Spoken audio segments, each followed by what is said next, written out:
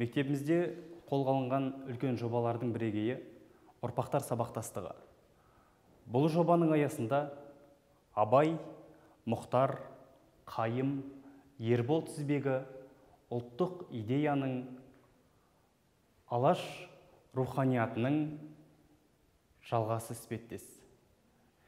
Ербол Исламұлы Қайым Мұхамедханов атындағы осы білім ордасының Қайым атануына көптеген істердің басында болды. Себебі Ербол Исламұлы Қайым Мұхамедхановтың 10 томдық шығармалар жинағын жазушы Тұрсын Жұртбай ағамызбен бірлесіп жарыққа шығарды. 10 томдық шығармалар жинағын. Сонымен қатар Ербол Исламұлының бүгінге дейінгі елордамыздағы зиялы қауымның белді мүшесі екендігі, сонымен қатар ұрпақ тәрбиесінде, білім жүйесінде халықтың сүйіктісі марапатын алғандығын баршаңыз білесіздер. Ербол Исламұлы ұрпақ тәрбиесінде баланың тәрбиесі үшін көптеген істердің басы қасында болды. Соның бір дәлелі ретінде Әлкей Марғұлан атындағы 40-шы мектептің оқушыларымен бірлесе жүріп, көптеген экспедициялық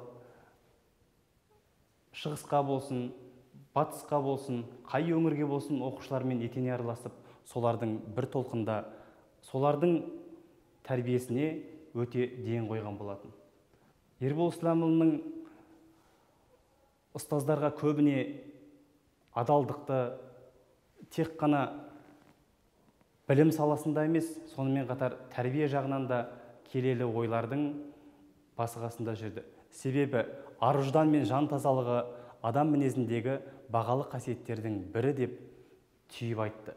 Міне, осы сөзде қаншама мән мағына жатыр десеңізші.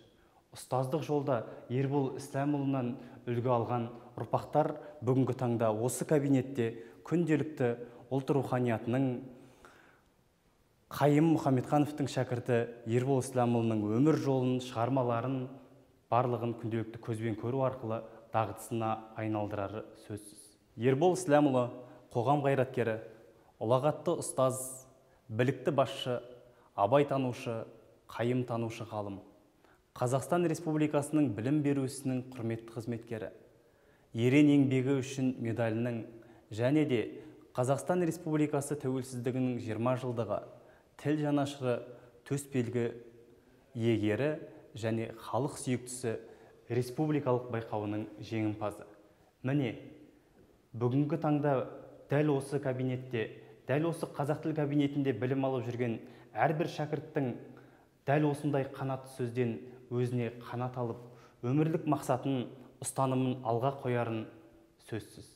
Сондықтан да бұл қазақ тілі кабинетінің Ербол ағамыздың қазақ тіл білімі саласында, қазақ әдебиетінде де елеулі үлес қосқандығын айқын көрсетіп тұр.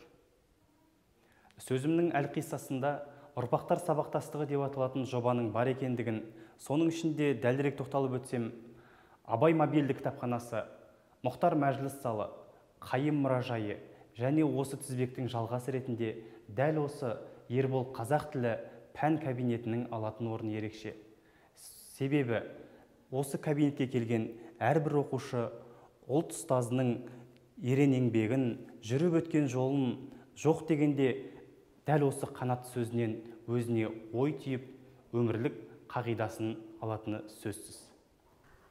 Ұлттық мектеп, ұлт зиялылары дегенде ойымызға Абылай хан, Абай, Әбіш секілді ұлт зиялыларының қатарында ер азаматтар алғаш еске түсері анық. Десе де, біздің қазақ тарихында ұлты үшін аянбай еңбек еткен әйел адамдарда жетерлік. Өздеріңіз білетіндей тарихтан Тұмар ханым, Домалақ ана, Қызай ана секілді тұлғаларымыз жетерлік. Солардың бірі бірегейі Назипа Құлжанова. Назипа Құлжанова алғашқы қазақ журналистерінің бірі, семинарияда мұғалімдік қызмет атқарған, қазақ балаларын оқытуда, әйел адамдардың жайлы газет журналдарда мақала жазып, ерен еңбек еткен. Сонымен қоса қазақтың ұлы тұлғасы, ұлы ақыны Абайды танытуда, Абайдың алғашқы сауық кешін ұйымдастырып, ерен еңбек еткен.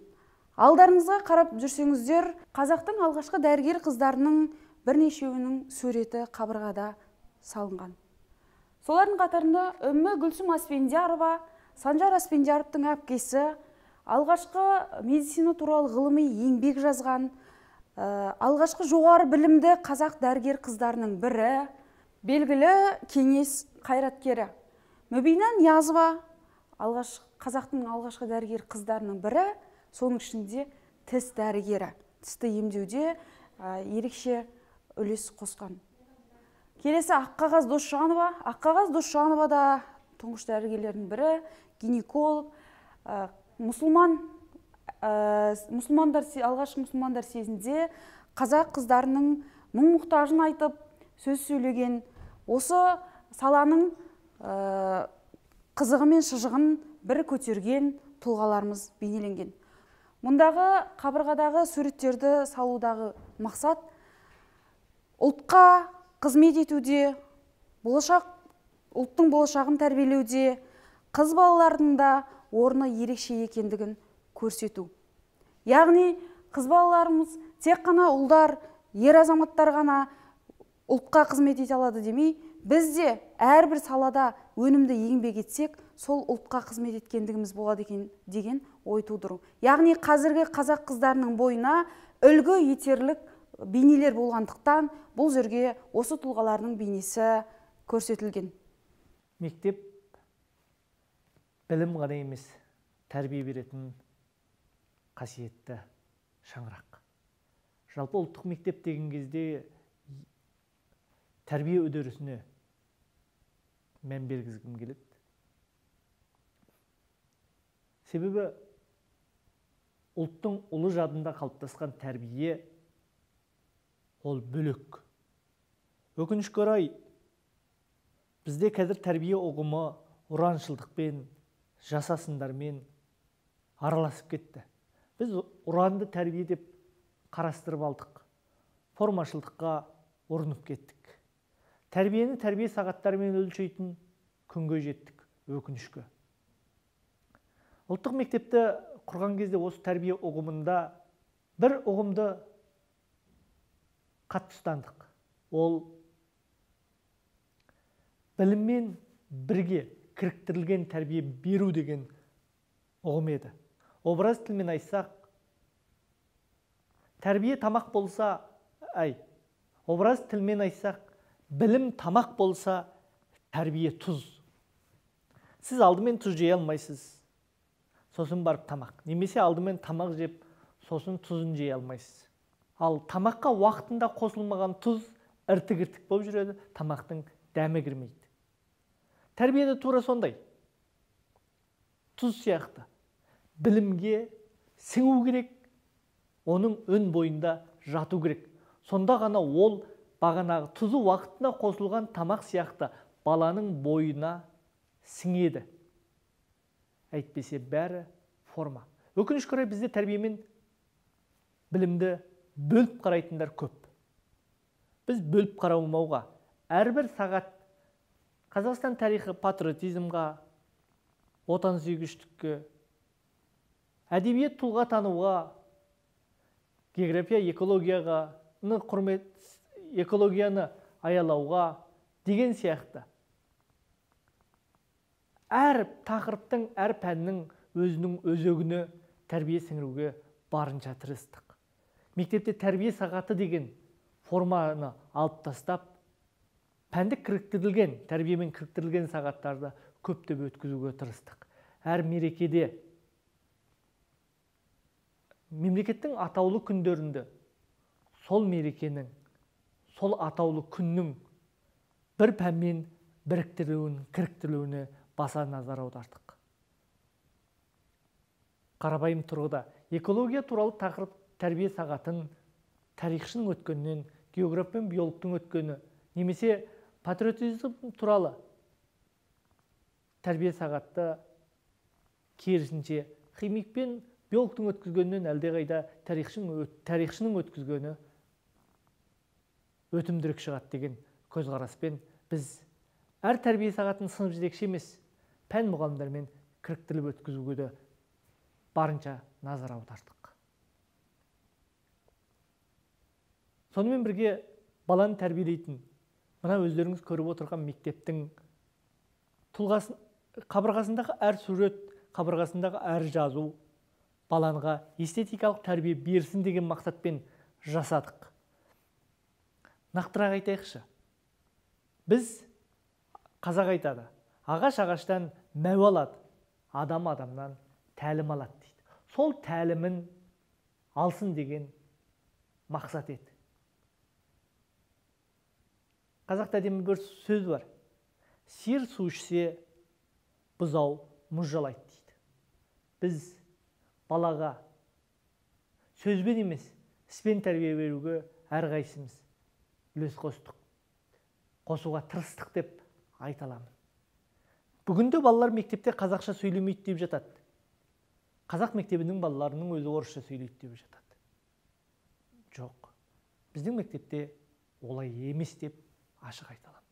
Біздің балалардың қолданыс тілі қазақ тілі. Оны қалай қалыптастырдық? Өйткені әрбір ұстазымыз соған ден қойдық. Қазақ тілінде таза сөйлеуге.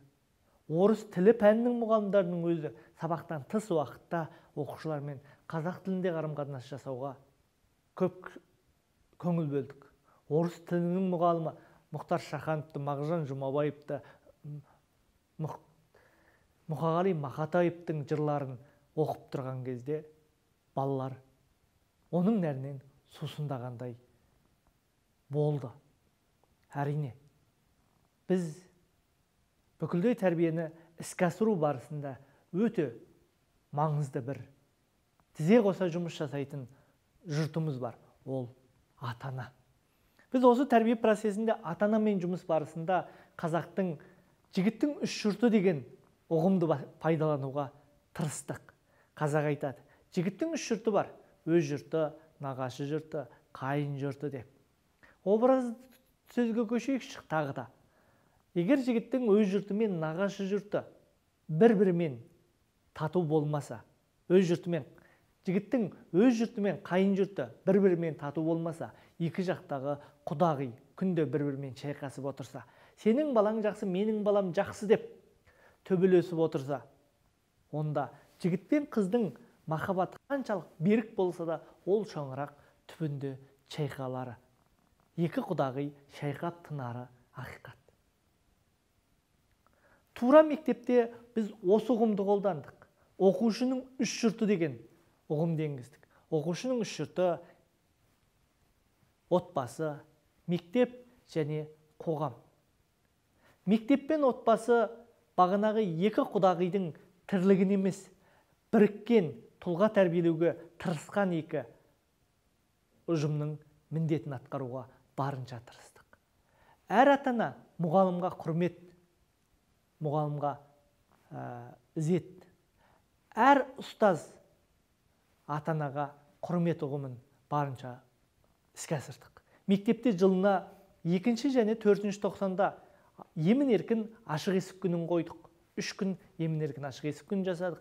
Әр ата-ана қалаған мұғалімнің қалаған сабағына қатысу, кері байланыс беру, баласының сабағын зерттеу сияқты ұғымдарға бардық. Дәстүрлі сыныптағы 90-ның соңында жиналып алып, сыныптың бағасын талқылап, мұғалімнің менің балама неге 4 қоясың деп зекілдеп отырған ата-ананың қарым-қатынас емес. Ата-ана мен мектептің арасында шығармашылық қарым-қатынасқа, ортадан тұлға өсіп шығатын ұмытпау қарым-қатынасына барынша көңіл бөлдік. Тіпті мен баяғыда сынып жетекші болған кезде айтатын едім. Сыныптың ата-аналарына, «Иә, бізді жамандайсыздар, бірақ бізді жамандайсыздар, оны білеміз. Бізде де кемшілік бар, бізде пенде емес, періште емес, біз пендеміз. Бірақ біз туралы балаңыздың көзінше емес, күйеуіңізбен жатын бөлмеде тұрып айтыңызшы. Өйткені біз туралы жаман сөз айтып алып, ертең балаңызды бізге тәрбие ал деп жіберсеңіз, балаңыз қалай тәрбие алады деп ата-анаға қоятын едік. Сол үрдісті мектепте де жалғастырдық. Мектепте ата-ана баланың бағасын талқылау үшін емес, мектептің өмірмен тығыз қарым-қатынаста болу үшін келсе дедік. Ата-аналар арасында кітап оқудан сайыста өткіздік. Әртүрлі шығармашылық байланыста болдық. Әкелер клубын құрдық. Мектепте ата-аналар комитеті деген, кешірім сұраймын, ақша жинайтын бір органға айналып кеткен, мектептің қадірін қашыратын органды мүлдем тараттық. Өйткені әр ата-ана мектеп әкімшілігімен, ұстаздармен тіке қарым-қатынаста болсын, оның арасына елші болып біреу жүрмесін деген мақсатты ұстандық.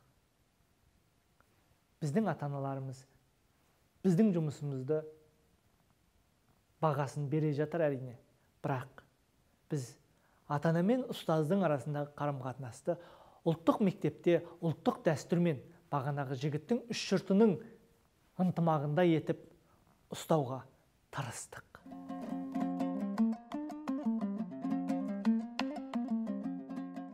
Жалпы енді осы ұлттық гимназиямыздағы спорт залының атауы қазақ боксының атасы Шоғыр Бөлтекұлы атамыз атына берілген. Бұл кісі сол енді қысқаша айта кетсек, бұл кісі 1916 жылы Маңғыстау облысында дүниеге келген.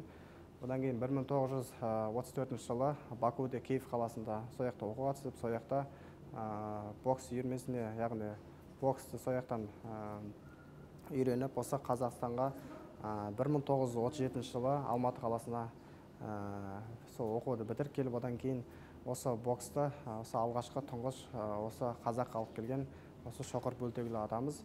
Сол Алматы қаласында 1937 жылы алғашқы рет Алматы біріншілігін өткізіп, және ол біріншілікке 50 шақты спортшы қатысып, солай алғашқы қазақ боксындағы тарихын сол кісі осылай бастап берген болатын.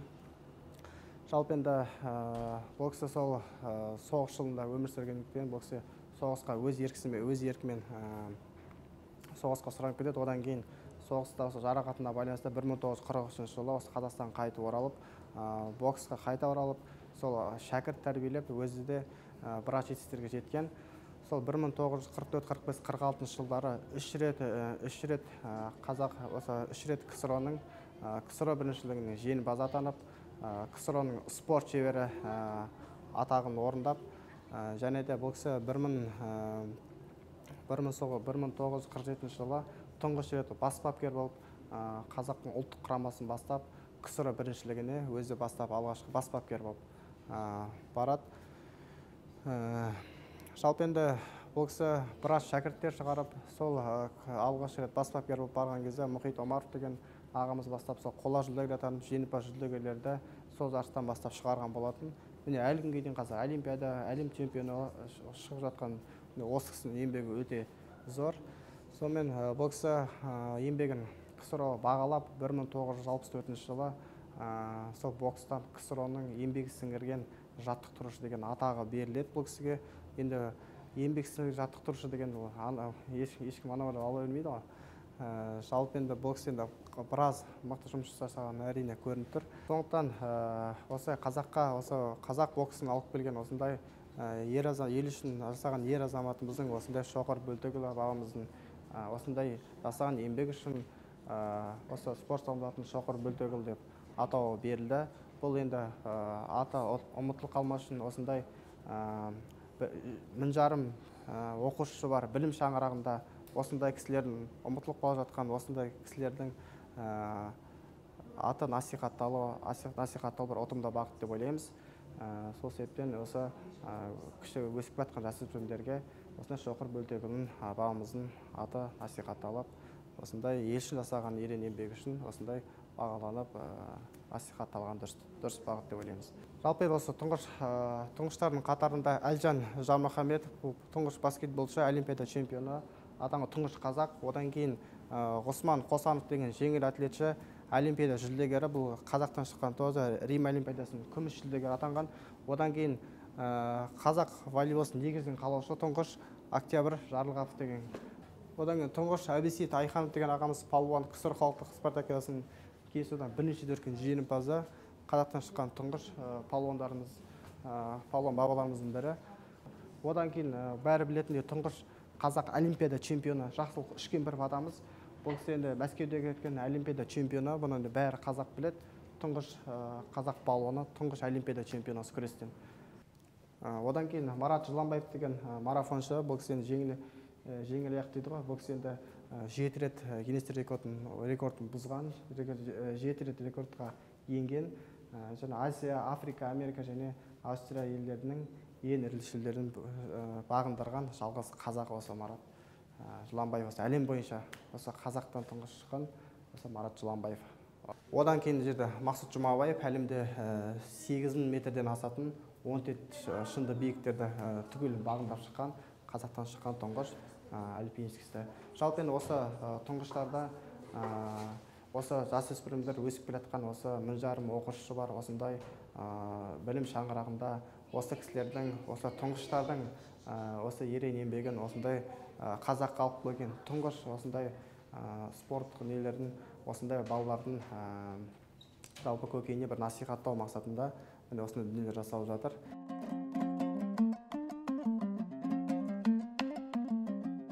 Абай философиясының негізгі мақсаты өзін-өзі тануға бағытталған. Өзін-өзі таныған оқушы, тарихын білген, мәдениетін, дәстүрін, ғұрпын білген оқушы әлемде, қоғамда өзінің айтары бар, орны бар тұлғаға айналары сөзсіз. Қазақ халқының мәдениеті, дәстүрі, өнері турасында белгілі бір пікір қалдырған 18-17 ғасырларда қазақ мәдениетін зерттеген Батыс Еуропа және Ресей ғалымдарының сөздерін жинақтап, осы 1-ші қабаттан 4-ші қабат аралығында таным баспалдағын ұйымдастырған болатынбыз. Бұл таным баспалдағында 13 зерттеушінің, ғалымның суреттері бейнеленген, және осыларға жеке-жеке қазір тоқталатын боламыз. 17-18 ғасырларда бәрімізге белгілі қазақ жерін Ресей және Батыс Еуропа ғалымдары зерттей бастады, және де қазақ мәдениеті, өнері туралы өзіндік пікірлерін айта бастады. Осы бағытта Григорий Потаниннің қазақтар еті тірі, дені салауатты, өмірге іңкәр халық. Олар сауық сайранды жаны сүйеді, ашық түсті киім-кешекті, өмірінде мереке, той думандарды ұнатады. Мұның өзі оларды француздарға ұқсататын секілді деген пікірі бар. Одан бөлек Ресей халқының атақты ақыны Пушкиннің өзі 1833 жылы қазақтың дәстүріне, өнеріне ынтығып, Қозы көрпеш баян сұлу жырын қазақ тілінен орыс тіліне аудартып оқытқаны бар. Осылайша әлем ғалымдары қазақ мәдениетіне, өнеріне деген өзіндік бір қызығушылығын білдіріп, өзіндік бір бағасын беріп жатқаны біз үшін үлкен мәртебе, және өзімізді, халқымызды тануымызға үлкен бір септігін тигізеді. Бұл таным баспалдағында тек орыс ғалымдарының пікірі емес, сонымен бірге Батыс Еуропа ғалымдарының да, Америка болсын, француз болсын, поляк болсын, барлық қазақ дәстүрі, тілі, мәдениеті, өмір сүру ғұрпы туралы пікірлері топтастырылған. Осы таным баспалдағындағы тұлғалардың қазақ халқына берген бағасы, қазақ халқын зерттегендегі айшықты ойлары балалардың таным түйсігіне өзіндік бір орын қалдырады деп сенеміз, және де өзін тануға бір қадам жақындастырады деген үміттеміз. Сәлеметсіздер ме? Мен осы физика кабинетінің, осы 90-шы гимназияның физика кабинетінің жетекшісі Жәкенов Дәурен Бауыржанұлы. Осы мектепке келіп жұмыс істегеніме менің 2 жылдың көлемі болды. 2 жылда осы ұлттық мектепте жұмыс істеп жүрмін. Бұл ұлттық мектептің ерекшелігі, яғни біз өз сабақтарымызға ұлттық құндылықтарды қоса отырып, физика сабағын үйретеміз. Яғни ұлттық құндылықтар сабақтардың арасында міндетті түрде кіріктіріліп отырады. Сонымен бірге бізде мына физика кабинетінің жабдықтары бар, жақсы жабдықталған ол кабинет. Енді осы сіздерге жабдықтарды таныстырсам, және физика кабинетінің өзінің дизайнмен істелген физика кабинетіне назар аударсаңыздар болады. Міне, көрсеңіздер жан-жағынан. Бізде мынау есеп шығару үшін 2 тақта арналған. Бұл тақталарға бормен емес, қазір міне маркермен жазып, солай жазып жүріп, қазір маркермен жазып жатырық. Және біздің мына жерде құралдарымыз бар. Негізгі құралдарды біз демонстрационный құралдардың барлығын осы жерге мысалы шығарып қойғанбыз. Осыларды енді балаларға жаңағы сабақ барысында көрсетеміз. Енді сіздер назарларыңызды аударсаңыздар, мына біздің кабинетте келесі бөлімі ол лабораториялық құрылғылар жинақталған бөлім. Оны да мен сіздерге көрсетейін, таныстырайын. Өтсеңіздер.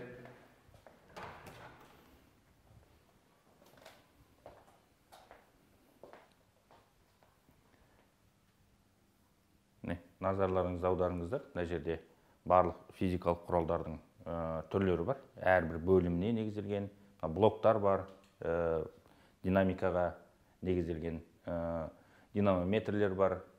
Мынау тербеліске негізделген міне бізде камертондар бар, барометр бар, баллистикалық пистолет бар. Барлық лабораториялық құрылғылар және де мына жерде тоққа негізделген құралдар бар. Амперметр, вольтметр, кедергілер бар.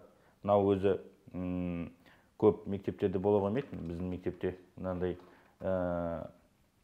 тоқтың питание дейді. Осы питание міне біздің мектепте бар. Бұны біз пайдаланып жүрік. Және барометр бар.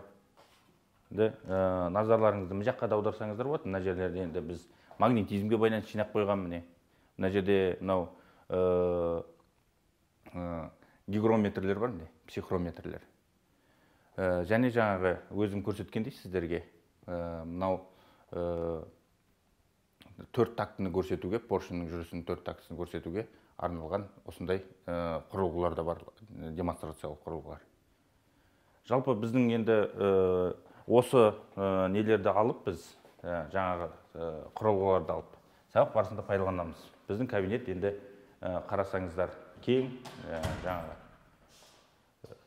орындықтар заманауи жасалған орындықтар.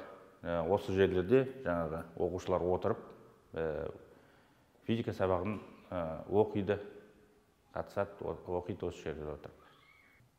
Енді біз осы 90-шы мектептің жаңағы негізгі бағыты бұл осы ұлттық құндылықтар. Жаңағы өздеріңіз таныс болдыңыздар. Қабырғаларында, барлығында ұлттық құндылықтарға негізделген негізгі идея сол. Сол идеяны енді біз өзіміздің жаңағы сабақтарға, физика, химия деген сабақтарға кіріктіре отырып оқыту біздің негізгі мақсатымыз. Солай балаларды жаңағы отансүйгіштікке, патриоттық сезімдерін жоғары етіп тәрбиелеу біздің міндетіміз. Сол үшін де біз мынау өзіміздің күнделікті сабақ жоспарын жазған кезде сабақ жоспарына жаңағы ұлттық құндылықтарға негізделген сабақтарды кіргізуге тырысамыз. Мысалы, мынандай бір мысал келтіріп кетуге болады. Ньютонның бірінші санын алатын болсақ, бірінші саны енді көп адамға таныс деп ойлаймын. Яғни ол егер жалпы сөзбен айтайын, енді сіздерге түсінікті болсын деп барлығы. Белгілі бір күш әсер етпесе, онда дене қозғалысы тыныштық күйде болады деп айтуға болады, бір инерциялық санақ жүйесінде. Соған байланысты бір қазақы мақал бар. Егер жел тұрмаса, шөптің басы қимылдамайды деген. Демек, біз осындай нақыл сөздерді, қазақтың мынау бұрынғы қалған сөздердің барлығын осы ғылым саласына кіріктіріп оқыту біздің негізгі мақсатымыз болып жатыр. Мына жерде бізде қазақтан шыққан тұңғыш ғалымдар бейнеленген. Әрине, қазақ даласында 10-9 ғасырда да әлемге белгілі ғалымдар өмір сүрген. Мысалы, Әл-Фараби, алгоритм сөзін негізі болған Әл-Хорезми, алгебра деп атап жүрген, мысалы, қазіргі пәніміз сол кісінің алгебра деген еңбегінің аудармасы еңбегінен шыққан. Енді бұл жерде қазақтың 19-20 ғасырда шыққан математиктар бейнеленген. Көп баршаларыңызға таныс Әлімқан Ермекұлы, ұлы математика курсы, қазақ тіліндегі математикалық терминдер деген еңбектер жазып қалдырған. Алғаш осы математика ғылымдарының профессоры атанған. Сонымен қатар Сәдуақас Хасенұлы Боқаев және Ибадулла Ақберген деген кісілер екеуі де 27-28 жасында диссертацияларын қорғап профессор атанған.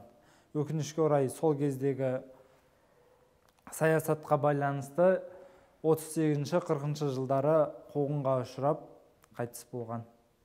Сонымен Әлімқан Ермекұлының қазақ тілі математика терминдері атты еңбегіне тоқталып кеткім келіп тұр. Мысалы бізде жалпы осы әлемдік ғылыми терминдарды қазақ тіліне аудару қажет па жоқ па деген талас көп туындайды. Кейбір жағдайларда оларды аудару қажет те. Мысалы тағы да қазаққа белгілі Елдес Омарұлы деген азамат геометрия пәнін пішіндеме деп аударады. Ал сол жердегі кейбір терминдарды, мысалы хорда деген терминді керме деп аударған. Шынымен де хорда ол шеңбердің екі нүктесін керіп тұрады. Осы жақтан алып қарағанда біз оқушыларға мысалы түсіндіреміз. Мынау басқа ұлттарға қарайтын болсақ, оларда кейбір мәселелерді осындай әлемдік терминдерді емес, өздеріне жақын дүниелерді пайдаланады. Мысалы көбімізге белгілі Пифагор теоремасы, мысалы Қытай елінде қосу формуласы деп атайды. Дәл солай, тек бізде мынау Совет үкіметінен кейін, Совет үкіметінің құрамында болған елдерде ғана Менделеев кестесі деп атасақ, ал басқа халықтар оны химиялық элементтер кестесі деп атайды. Себебі оның химиялық элементтер кестесін құруында Менделеевпен қатар басқа да ғалымдардың еңбегі зор. Әрине алаш арыстары, Әлихан Ермекұлы, тағы басқа ғалымдар алғаш рет қазақ тілінде математикадан, алдымен мектеп бағдарламасындағы оқулықтарды, одан кейін жоғарғы университеттің оқулықтарын жазып бастады. Енді ол кісілердің әрине жалғасы бар, ізбасарлары бар. Ол кісілердің ішінде әлемдік деңгейде еңбек сіңірген ғалымдар да бар. Мысалы айта кететін болсақ, әлемдік есептерді шешкен Сағидолла Шаяхметұлы Қожагелдин деген ол кісі Герон есебін шешімін тапқан болатын, яғни ол Герон көне грек ғалымы, содан бері шешімі табылмай келе жатқан есепті бағындырды. Сонымен қатар Уалбай Өмірбаев мырза Нагата есебін, күрделі Нагата есебін шешімін тапқан ғалымдардың бірі, қазір Еуразия ұлттық университетінде жұмыс жасаған. Жаратылыстану сабақтарында аспан денелері тақырыбын өтеміз. Аспан денелері тақырыбында күн жүйесіндегі барлық ғаламшарларды біз Меркурий, Шолпан, Жер, Марс, Юпитер, Сатурн, Уран, Нептун деп тізбектеп атап шығамыз. Алайда осы аспан денелерінің барлығының қазақша атаулары бар. Біз оқушылардың барлығына осы қабырғадағы суреттерді қолдана отырып, өз сабағымызда аспан денелерінің барлығының қазақша атаулары туралы, бар екендігі туралы мол ақпар береміз. Міне осылайша әрқайсымыз өз сабағымызда ұлттық түсініктерді қолдана білсек, айта білсек, сабақтастыра алсақ, оқушының бойында ұлтқа деген махаббат артады. Менің ұлтымда бұрыннан ғылым бар екен, ғылымым ешкімге тәуелді емес екен деген сана сезім ой туады. 14-15 ғасырда жазылған Шипагерлік баян кітабында Өтей Бойдақ Тілеуғабылұлы адам ағзасын сыртқы 12, ішкі 12 мүшеге бөліп, жалпы 24 мүшеге жіктеген. Содан да қазақта 12 мүшең аман ба деген сөз қалса керек. Ал енді біз биология сабақтарында тірек қимыл жүйесін өтеміз. Жалпы тірек қимыл жүйесіне жалпы адам ағзасындағы сүйектер мен бұлшықеттер жатады. Сол сүйектердің түрлерін өткен кезде біз ұлттық құндылықтармен байланыстырып, әрбір сүйектің маңызын айта отырып, оны баланың есінде қалатындай етіп айтуға тырысамын. Соның ішінде ең бірінші, мысалға, өзі кіп-кішкентай сүйек бар, мысалға, бұғананы айтқан кезде қазақта сөз бар, бұғанасы қатпаған деген. Яғни ол жас бала деген сөз. Жалпы негізі бұғана сүйегі бұл сүйектердің ұсақ сүйектерге жатады.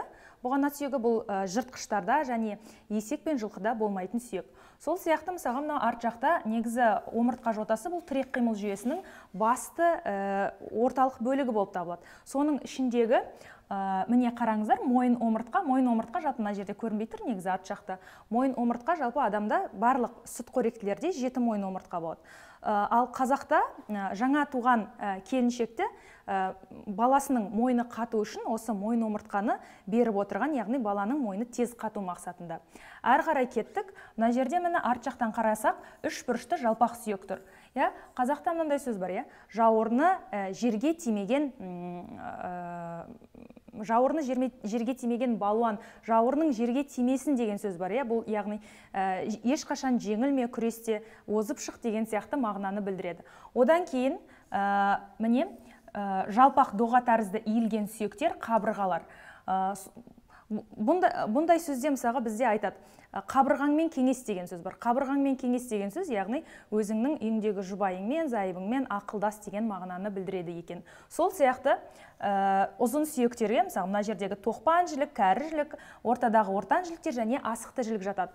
Соған мысалға қазақта сөз бар, кәрі жілікті жас қызға беруге болмайды деген. Себебі ол егер кәрі жілікті беретін болсақ, онда қазақта түсінік қалыптасқан, қыз баланың тұрмысқа шығуы кішкене кешеуілдеп қалуы мүмкін деген сияқты. Жалпы шешек туралы алғашқы деректер Мысыр, Үндістан, Қытай жазбаларында кездеседі. Бірақтан да шығыстың ұлы медицинасының негізін салушы Әбу Әли ибн Синада шешектің, яғни жұғу жолдарын сиырдан, жұғу жолдары сол сиыр малының ауруын ол сипаттаған. Алайда 1976 жылы шешек ауруына қарсы екпені Эдуард Дженнер ашты деп айтылады. Дегенмен де бізде қазақта Өтей бойдақ Тілеуқабылұлы осыдан 3,5 мың жыл бұрын осы шешекке қарсы егуді ойлап тапқан. Ол қалай ойлап табады? Жалпы биологияда иммунитеттің екі түрі бар. Табиғи иммунитет және жасанды иммунитет. Табиғи иммунитетті біз туа пайда болған және жүре пайда болған деп бөлеміз. Ал жасанды иммунитетті біз әлсіз және белсенді деп бөлеміз. Ал біздің дәл қазіргі айтып тұрғанымыз шешек ауруы, ол негізі вирустық ауруға жатады.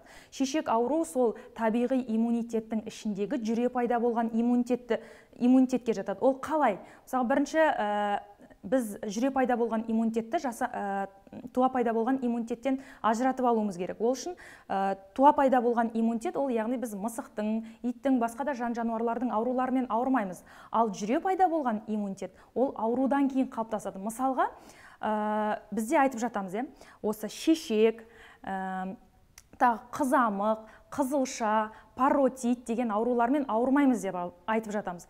Негізіне келетін болсақ, ол аурулар ауырған кезде біз қайтып ауырамыз. Екінші рет келген кезде біздің қасымыздағы адамдар.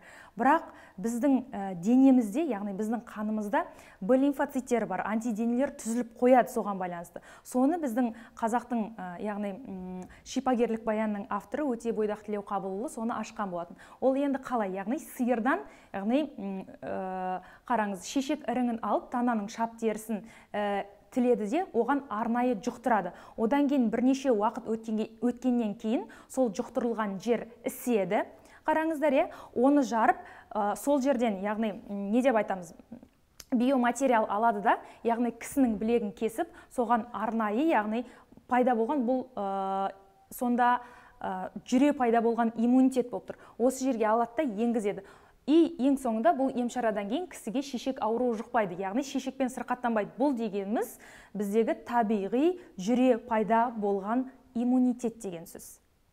Ұлттық медицинаның негізін қалаушы қазақтан шыққан Өтей бойдақ Тілеуқабылұлы өзінің шипагерлік баян деген еңбегін ғасырға жуық өмір сүріп отырып, Әз Жәнібек ханның еңбегімен жазған болатын. Бұл еңбекте тек тіл арқылы 38 аурудың белгісі анықталған, өсімдіктердің 728 дәрі жасалған өсімдіктерден, жан-жануарлардан 318 дәрі алынды, 500-ден астам анатомиялық ұғым бар, 4577 рецепт жазылған. Өтей бойдақ шешек вакцинасын 15 ғасырда ойлап тапқан.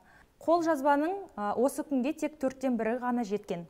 Өтей бойдақ Тілеуқабылұлы қан тазалығы мен жұқпалы дерттен сақтану үшін 7 атаға толмай үйленбеу, неке тазалығын сақтау және бет алды қол алысып амандаспау туралы Жәнібек ханға айтқан. Және де Жәнібек хан осы Өтей бойдақ Тілеуқабылұлының айтқан кеңестерін өзінің жарлығына енгізген.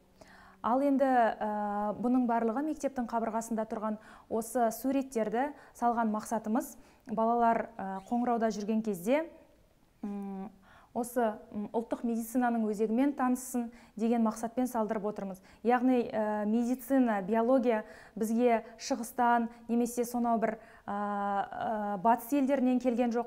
Біздің өзімізден де, яғни осыдан 3,5 мың ғасыр бұрын, 4 мың жыл бұрын ұлттық медицинаның өзегі өзіміздің қазақ даласында қалыптасқандығын білдіргіміз келеді. 2022 жылғы мәлімет бойынша дүние жүзінде 6402 тіл қалды. Әлем тілдерінің 90%-ын 100 мыңға жетпейтін халық сөйлейді екен. Жер шарында жалпы 142 тіл жанұясы бар. Соның ішінде қазақ тілі Алтай тілдерінің түркі тілдеріне енсе, ал ағылшын тілі Үнді-Еуропа тіл жанұясының герман тілдер қатарына енеді. Бәрімізге белгілі Біріккен ұлттар ұйымының 6 ресми тілдер қатарына ағылшын тілі жатады. Ағылшын тілінде жалпы дүние жүзі бойынша 508 миллион адам сөйлейді. Одан бөлек 400 миллион адам ағылшын тілін үйренуде. Сондықтан бүгінгідей жаһандану заманында ағылшын тілінің қажеттілігі жоғары. Бұл ақпараттық бұрыш оқушылар үшін арналған. Стресстен қалай арыламыз? Стресстен қалай арыламыз? Біріншіден, физикалық белсенділік шығару арқылы көңіл күйді жақсартуға және стрессті жеңуге болады. Екіншіден, терең тыныс алу, яғни медитация. Терең тыныс алу арқылы, зейінді шоғырландыру арқылы ақыл ойды тыныштандырып, денені босаңсытуға болады. Үшіншіден, уақытты тиімді пайдалану. Үлкен тапсырмаларды кішігірім қадамдарға бөл, сол арқылы өзіңді бақылап, әрекетіңді қадағалай аласың. Үшіншіден, сырласу. Күйзеліске түскен жағдай, стрессовый ситуациялар болғанда, өзіңнің жақыныңа, досыңа, немесе үйде ата-анаңа сол жаңа күйзеліске түсірген мәселені айту арқылы мәселені жеңілдетіп, эмоционалды қолдауға ие болуға болады. Төртіншіден, сүйікті хобби.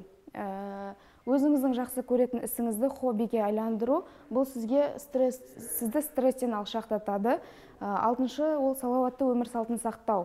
Яғни қанық ұйқы, дұрыс тамақтану, оның барлығы бізді стресске төзімділікті арттырады.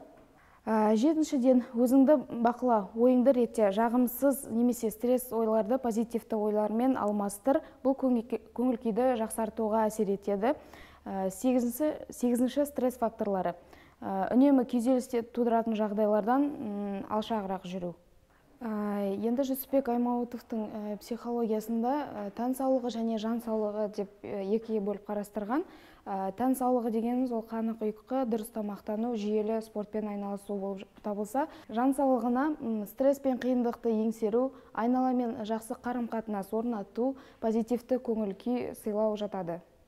20 ғасырдың басында қазақ оқығандары қараңғыда қалған халықтың санасына серпіліс жасап, өздерінің отты, жалынды жырларымен халықтың рухын биіктете білді. 20 ғасырда 1917 жылы бірінші және екінші жалпы қазақ съезінде өзекті тақырыптардың бірі болған ол Алаш әскерінің құрылуы, яғни Алаш армиясының жасақталуы. Осы жолда қазақ оқығандары, қазақ ақындары өздерінің отты өлеңдерін арнап, халықтың ер азаматтарының санасына серпіліс жасады. Олардың осы Алаш армиясы ең алғашқы рет жасақталып, Торғайда, Жетісуда, Семейде жасақталып, олардың қатарына кірген әр азамат өздерінің белсенді әрекеттерімен ұлт жолында үлкен қызмет атқарды. Мынау көріп тұрғандарыңыз Алаш гимні, яғни Алаштың өзінің гимі болды, Алаштың өзінің ұраны болды. Бұл ұранның авторы Жүсіпбек Аймауытұлы. Осы өленді отты жырлар арқылы олар ер азаматтардың рухын биіктетіп, намысын қажай түсті. Осы жолда қарасаңыздар, Алаштың жолында жан қимақ ниеттеміз дейді. Яғни осы Алаш жолында барлығымыз құрбан болуға дайынбыз дейді. Оған нақты себеп болатын нәрсе 1917-18 жылдарда большевиктермен күресте осы Алаш жолында құрбан болған алғашқы Алаш әскері ол Қази Нұрмұхаметов еді. Осы Қазиды Шәкәрім Құдайбердіұлы өзінің жоқтауында Алаштың алғашқы құрбаны деп ерекше атап өтеді. Осы Алаш армиясының құрылу жолында Әлихан Бөкейхан, Ахмет Байтұрсынұлы, Міржақып Дулатұлы әрқайсысы жеке қызмет етіп, оларға ұлттың мәселесін өзекті түсіндіре білді. Осы Алаш армиясының құрылу жолында 30-шы Әлжан да қаза болып, өзінің ерлігімен қаза болып, большевиктерге қарсы күресті. Біздің бұл суретті салғанымыздағы бейнелегендегі негізгі себебіміз бұл жерде алғашқы әскери дайындық сабағы өтеді. Осы сабақта оқушылар бүгінгі армия мен бұрынғы армияның айырмашылығы қандай, олардың ортақ байланыстары қандай, және де оларды бүгінгі көзқарасымыз қандай, жаңашылдық көзқараста олар нақты қарастыра біледі. Бізде кейбір мәселелер әлі күнге дейін қарастырылмаған, яғни осы күнге дейін армия тәуелсіздік алған жылдардан кейін болды деп келеді. Бірақ та алғашқы армия, Алаш автономиясы 1917 жылы 12 желтоқсанда құрылса, сонымен бірге Алаш армиясы да құрылған болатұғын. Яғни осы Алаш армиясы жолында қаншама ер азаматтар қызмет етіп, ұлт жолында құрбан болды. Оқушылар бұрынғы армиямен, яғни 20 ғасыр басындағы армия жайлы нақты тақырыптарды біліп, осы армиядағы ер азаматтардың беделді, яғни белсенді ер азаматтардың аты жөнімен танысып, осы жолда өздерінің санасын жаңаша ақпараттармен толықтыра біледі. Қайырлы күн. Қазір біз гидропоника кабинетінде тұрмыз.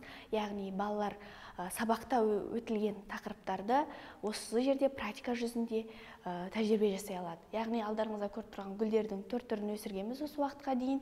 Бұл гүлдер кішкентайдан бастап, тұқымнан бастап осындай болып өсуі үлкен уақытты алады. Енді бұл гүлдерді ең бірінші біз тез өсіру үшін осы гидропоника аспабында мынандай кішкентай тұқымды мұнда салып кішкене тамыр таттырып алсақ та болады, одан кейін горшоктарға отырғызсақ та болады. Яғни бұл жерде тек қана біз теория жүзінде ғана емес, практика жүзінде де оқушылар өз қолдарымен өсімдікті өсіруді үйренеді. Өздеріңіз көріп тұрғандай, міне әр горшоктың сыртында балалардың аты жөні жазылған. Яғни бұны кім отырғызды, кейін естелік ретінде балалар да жыл сайын өсетін болса, бұл өсімдіктерде әр күн сайын өседі. Алдарыңызда міне мектебіміздің жылжайына келіп отырсыздар. Бұл жерде балалар сабақта өтірілген теорияны, яғни практикада айналдыра алады. Практикада қолданып көре алады. Мысалға, біз өсімдіктердің 4 түрін өтеміз, бірақ оны біз практикада қолданбайтын болсақ, балалардың есінде қалмайды. Біз осы практика кезінде, мысалға, өсімдіктердің қандай түрлері бар? Мысал ретінде алатын болсақ, қиярды өсіріп көрдік, өздеріңіз білетіндей қызанақты өсіріп көрдік, салаттардың түрлерін өсірдік, сәбіз, сарымсақ, осы түрлердің барлығын балалар өз қолдарымен өсіріп көрді. Мысал ретінде өзімнің мысалға 7-ші сынып оқушыларым кәдімгідей еңбектеніп жұмыс істегенде қуанасың. Олар қызығады. Яғни бізде қаламызда көбінесе мектепке барып келеді, үйге келеді, басқа ешнәрсе көрмейді. Егіс дегенді мүлде білмейді. Енді балалар жасыл мектепке келгелі еңбектенуді үйренді. Әр нанның қадірін түсінді десек те болады. Бүгінде білімге қояр талап артып, мұғалімдік қызметтің жауапкершілігі еселене түсуде. Мұғалім алдындағы балаға тек білім ғана емес, оның алдында өркениет көшіне жол бастайтын, ұлттық рухта сусындаған, білімді де қабілетті ұрпақ тәрбиелеу міндеті тұр. Біздің қолымызда адам болашағы, ел болашағы тұр десек, артық айтқандығы емес. 90-шы гимназияның мұғалімдері осы міндетті терең түсіне біліп, небәрі 2-3 жыл ішінде біраз шәкірттердің жұлдызын жарқыратты. 2 жыл қатарынан жалпы білім беретін пәндер бойынша республикалық ғылыми жобалардың күміс жүлдегерлерін дайындаған химия пәні мұғалімі Тоқтарбай Жексенбектің еңбегін ерекше атап өткеніміз жөн. Оның шәкірттері Саматов Мақсат, Мұрат Аңсар, Мамырбай Ағырке болашақта химия ғылымының дамуына тер төге еңбек ететін маман болып қалыптасады деген үмітіміз бар. Гимназиямыздың математика пәні мұғалімі, шебер педагог Әсел Сайынқызы математика пәні мұғалімдеріне арналған 8-ші халықаралық олимпиаданың 2-ші орын иегері атанса, шәкірті Алпамыс Айсұлу Жолдасбеков атындағы механика және математика бойынша зерттеу жобаларының халықаралық конкурсының қола жүлдегері атанды. Бұл біздің гимназиямыз үшін ерекше мәртебе. Оқушы жетістігі мұғалімнің кәсіби шеберлігінің жетістігі. Шәкірттердің шығармашылығын дамытуда ұстаздарымыз білек сыбана кірісіп, қалалық түрлі байқаулардың белестерін бағындыруда өлшеусіз үлестерін қосып келеді. Бұл жолда Гүлжан Жеңісқызы, Алтыншаш Ержанқызы, Толқынбек Жайнагүл, Арай Байысқан, Гүлдана Атшабарқызы, Жанаргүл Ғалымжанқызы сынды бірқатар ұстаздарымыздың еңбектерін атап өткен жөн. Кәсібилікке, табыстылық пен нәтижелікке ұмтылған ұстаздарымыз үшін кез келген кәсіби байқаулар өте маңызды. Осы орайда ұстаздарымыз Аятжан Ахметжанұлы, Гүлжан Жеңісқызының қалалық үздік авторлық бағдарламалар конкурсының жеңімпаздары атанса, география пәні мұғалімі Динара Бауыржанқызы, Жансая Сәкенқызы, көркем еңбек пәні мұғалімі Күнсұлу Әсілбекқызы, музыка пәні мұғалімі Бейбіт Нұрбек, жас мамандар Ақжол Дүйсенәлі, Жансая Құдайберген сынды ұстаздарымыз өз тәжірибелерімен бөлісіп, қалалық байқаулардың жеңімпаздары атанды. Мектеп жетістігі мұғалімнің қолында. Олай болса, алдымызда әлі де қол жеткізетін мақсат бар, іске асырар міндеттеріміз, мүмкіндіктеріміз де жоғары.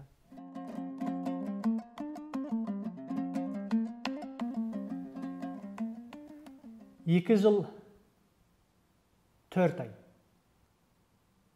Ұлттық мектеп жасаймыз деген арманның, ұлттық мектеп жасаймыз деген мақсаттың қазіргі татасы. 2 жыл 4 айда жасаған жұмыстың біраз парасымен таныстыруға тырыстық. Әрине, ең басты мәселе ол білім сапасы. Астана қаласының ең шеткі аймағында орналасқан мектеп ретінде алғаш келген кезде, мен директорлыққа келген кезде 287 баласы бар. Жаңа мектептің бүгінгі деңгейі, шыққан биігі, халықаралық ғылыми жобадан қола медаль, республикалық ғылыми жобалардан 2 күміс медаль, республикалық ғылыми жобалардан 3 күміс медаль, қалалық шабыттан алтын күміс қола, қалалық олимпиадалардан орын. Біздің басты мақтанышымыз 2 жылда оқушыларымыз былтырда, биылда Назарбаев университетінің грант иегері атанса, бүгін ғана тұңғыш оқушымыз алтын белгімен бітірді. Сондай-ақ ұлттық бірыңғай тесттен 130, 124, 122, 120, 119, 108, 114, 116, 115 сияқты жоғары көрсеткішті көрсетіп жатыр. Мектептің мақтанышы да әрине түлегі. Түлеп шыққан оқушының арманға қанат қағып, армандаған университетіне грантқа түсуі.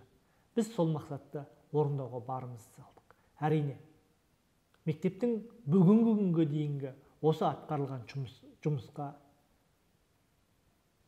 ұлттық мектепті жасау деген концепцияға еңбек еткен ол ең алдымен менің алтын әріптестерім, ұстаздар. Дәл бүгін гимназиямызда 115-тен астам ұстаз еңбек етіп жатыр.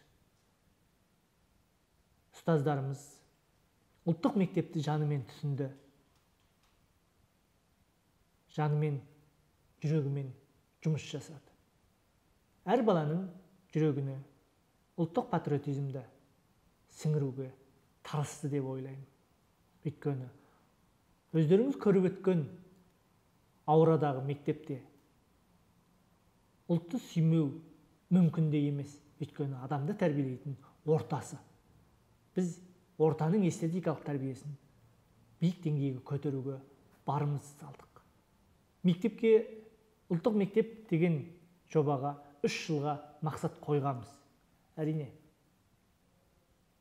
соңына шықпады, бірақ осы деңгеймен түйіндеуге тура келді.